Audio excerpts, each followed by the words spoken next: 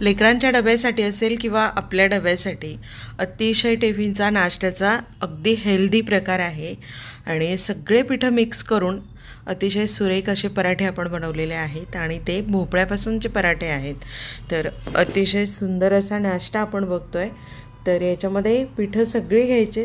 त्याआधी भोपळा कसा घ्यायचा ते मी सांगते. बाजारात जाऊन असा भोपळा बघायचा. भोपळा छान कोवळा असला पाहिजे, पण तो कोवळा असताना तो कडवट नसला पाहिजे. घरी येऊन आपल्याला ते चेक करायचं आहे की भोपळा कडवट तर नाही ना. कडवट असेल तर मुळीच त्याला स्वयंपाकात घेऊ नका.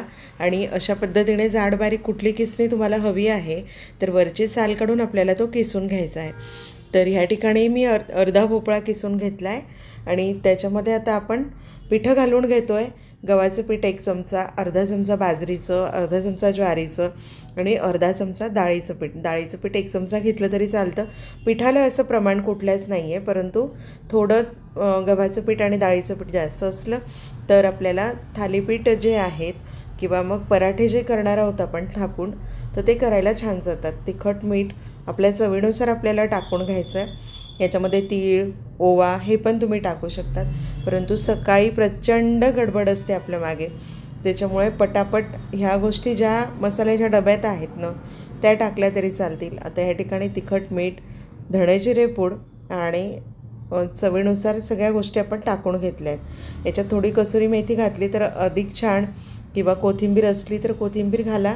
आणि हे सगळं आधी एकजीव आपल्याला करून घ्यायचं आहे, पाणी न टाकता. आधी भोपळ्यामधला जो मॉइश्चर आहे ना तो त्या पिठाला सगळा लागला पाहिजे ह्या पद्धतीने. आणि मग नंतर आपल्याला बेताचं पाणी घालता येतं. काय होतं मग भोपळ्यामध्ये पाणी भरपूर असतं आणि मग ते पाणी आणि हे पाणी दोन्ही पाणी जर मिक्स झालीत ना तर पाणी प्रचंड प्रमाणात सुटतं आणि मग जे आपल्याला करायचं पदार्थ काय आणि होतो काय असं होऊन जातं. त्याच्यामुळे आपण करत असताना जरा पाण्याचं प्रमाण सांभाळून आपल्याला भोपळ्याचे पदार्थ करत असताना तेवढी गोष्ट सांभाळायची आहे. आता ह्या ठिकाणी असा गोळा छान मळून घ्यायचा आहे. विशेष म्हणजे सगळे पिठं आपण घेतली आहेत, हेल्दी आहे.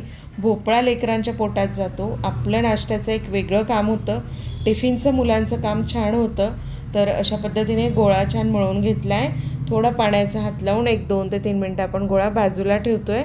आणि नंतर मात्र आपण, तुम्हाला जर वेळ असेल ना आणि मुलांचा टिफिन कशा प्रकारचा आहे, छोटा मोठा आकाराने, त्यानुसार तुम्हाला हे थालीपीठ किंवा पराठे थापून घ्यायचे. तुम्ही हे कपड्यावरही थापून घेतले तरी चालतं, परंतु असे जर तुम्ही थापून घेतले तर तवा जो आहे तो खूप कडक नसला पाहिजे. कोमट तव्यावर आपल्याला हे थापून घ्यायचं आहे. आता हा एक छोटासा थालीपीठ थापून घेतला आहे.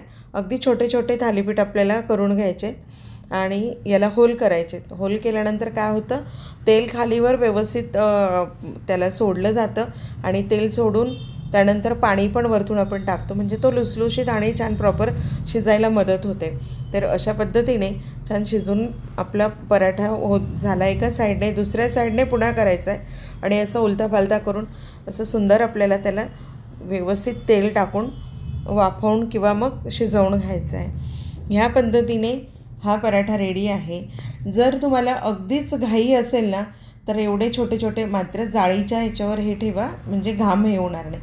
आता मी हा मोठा थापून घेतला, जसा छोटा थापला ना तसंच हा पण मोठा थापून घेतला. गॅस अगदी कमी केला होता. जर तुम्ही पॅन खाली घेतला आणि खाली थापून घेतलं तरी चालतं. आणि मोठा थापून झाल्याच्या नंतर गडबड असते, आपण 2 मुलांना देतो पराठे, त्याऐवजी तुम्ही 1 थापून घेतला आणि नंतर त्याचं पिझ्झा कटिंग केलं ना तरी चालतं. तर अशा पद्धतीने अतिशय हेल्दी फूड आपण नाश्त्यासाठी बनवतो आहे. आपल्या घरातला नाश्ता असेल किंवा लेकरांचा टिफिन असेल तर द्या. आठवड्यातून एकदा जरी भोपळ्याचा हा असा प्रकार दिला तर सगळी पिठं लेकरांच्या पोटातही जातात. विशेषतः भोपळा जातो. दह्यासोबत असेल किंवा मग सॉससोबत असेल, असे छान पिझ्झा कटिंगचे पराठ्याचे शेप कट करा, लेकरांना टिफिनला द्या, आपल्यालाही नाश्त्याला खा. व्हिडिओ थोडा जरी आवडला असेल ना तर लाईक करा, शेअर करा.